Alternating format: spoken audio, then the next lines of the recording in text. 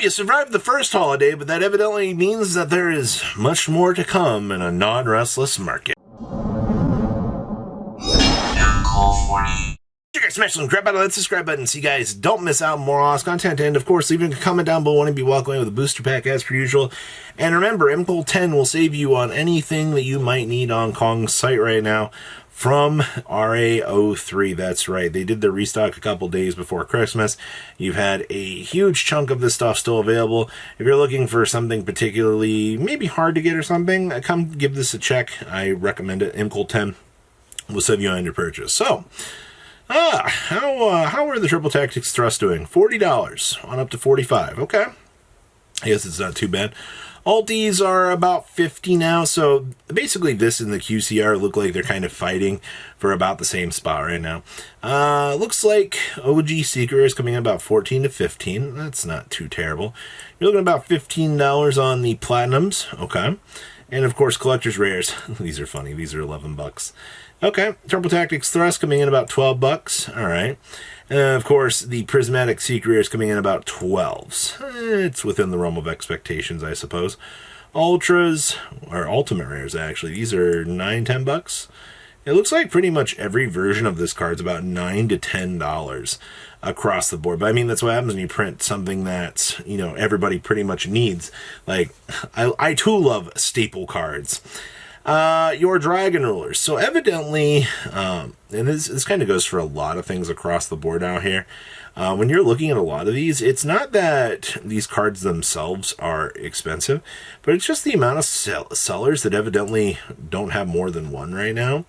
In order to complete playsets, you are going to have to do a lot of buying from individual sellers, and that's going to kind of start to add up because it's going to be jacking up the price. That's why I said check out Kong's cards over there if there's something you need. But across the board, these Dragon Rulers, for the Platinum Seeker Rares, I mean, you're not too terribly expensive. I mean, $8, $9. Blasters coming in at 5s. Streams coming in at like 6s. Reactants also at 6s. I don't feel bad about these rarities or wanting these rarities. It's just, these are a little bit interesting. Burner coming in at a good couple dollars. Lightning coming in at a good couple dollars. I mean, what do you want me to tell you? It's just an expensive place out here to be looking at this stuff. Let's take off Platinums here. So, I mean, you still got the $75 Blaze still running this thing. $33 streams, $38, $40. I see some of the little babies have had time to kind of repopulate, and they're actually pushing down, which is good. That was like my major complaint when we were looking at this stuff the first time through, was unavailability was going to be one of your biggest hurdles out here to try to pick this up. Even like the big Dragon Rulers aren't going to cost too much. Even Blaster's like a $10 one. So value displacement's doing a very nice thing for us out here, actually trying to push down some value on things. I'll take that. House Dragon Maid. So we took a look at this yesterday on some of the value in the Dragon Maid department. I didn't realize, looking at this today, that the OG house only is at 14 listings right now. Because I kind of just glazed over this because I didn't really consider this all that important. Because the one I personally care about was the Alt-Art. The Alt-Art I think looks superior to this, but I'm not going to hate on the people that want to have this version in their deck. That's fine. Or maybe you want to do a 1-1 split. I've seen it just kind of comes down to collectability. But these are genuinely $7 a piece right now, and I'm not surprised, honestly. People, both versions of the card look really nice. Here's another one that's been going up for a little while. Just over the last 2 weeks, I think that this was like, what, $7? And then we hit the $10 a little bit before Christmas. And then, yeah, it was actually right about Christmas. You hit this at the $10 mark. And now we're hitting the $12.50 mark here. And it appears that we are accelerating on up at a continuous rate. I don't know. See, we have 21 listings right now. Once this one's gone, we're at 14. And then you're hitting the $15 mark pretty consistently. And the thing is, Lurie's only a one of, but the problem is somebody comes through and goes, all right, I want to play Fiendsmith now. You know, you're shaving these off. So 21 people come through here and want to pick up Lurie's. We're going to continuously watch this price go up even further beyond. So just kind of keep a little bit of an eye on how the market is holding to this guy.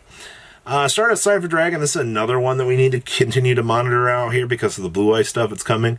I know just the other day, I think we were, like $17?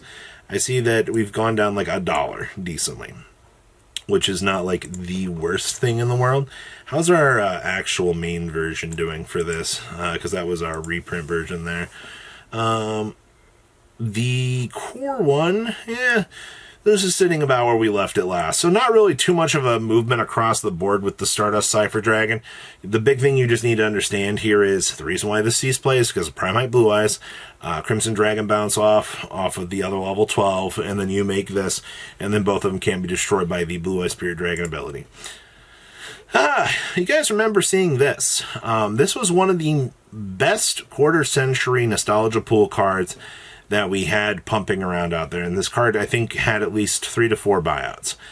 We did hit about the $40 mark, and we've been steadily declining down to where you're sitting right now, which is about $28 to $29, which, once again, is not terrible.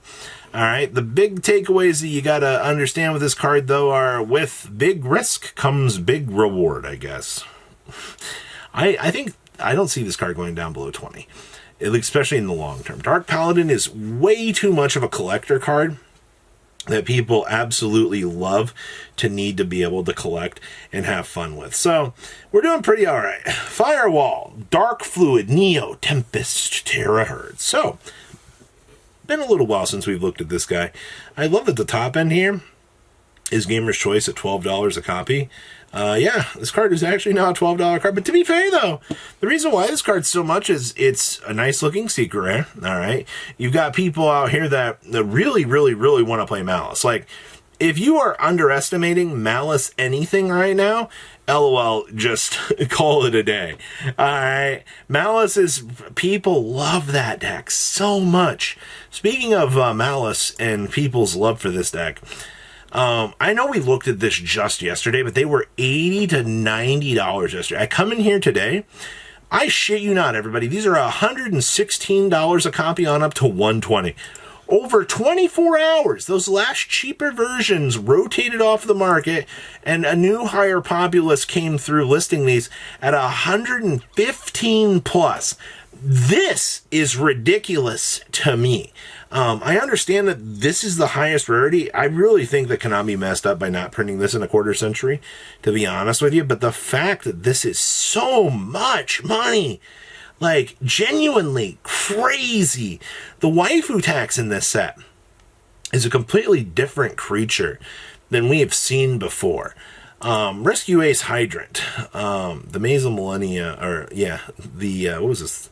The reprint of this, reprints of this thing are like $10. I feel like Rescue Ace in general is kind of, it's trying to do things right now because they brought back Triple Airlifter, but they lost OSS, and people are just like, oh yeah, this deck's pretty cool.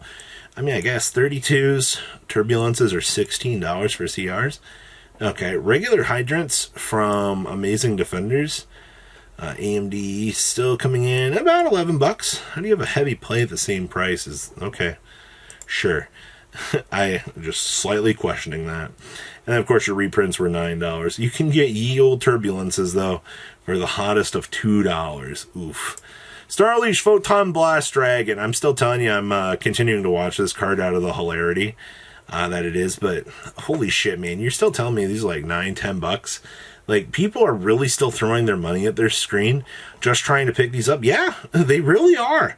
And I'm just kind of impressed by it. I don't even think that sometimes this card is worth making, but I guess we're just enjoying a massive uptick on this. Also, Ultra Typhoons, you mean to tell me your top listing here is actually $50? That's not necessarily the case, because when you scroll on down here, you get to the $28 to the $29 mark. And this is one of those big key examples out here that, make sure you always check the market, check the higher end things, and see what's going on, because you could very easily be tricked into seeing this card at $50. You start freaking out and then you don't check the as low as. This card has sold 452 copies, by the way, in the last 3 months, which is kind of amazing, actually. Just shows how much Typhon is needed in today's meta. So what do you guys think about today's market? Please leave a comment down below. Tell me what you guys think. And, Yeah, I think we need a little bit of a rest in the market. You guys have a good rest of your day. Patrons, thank you. Ah!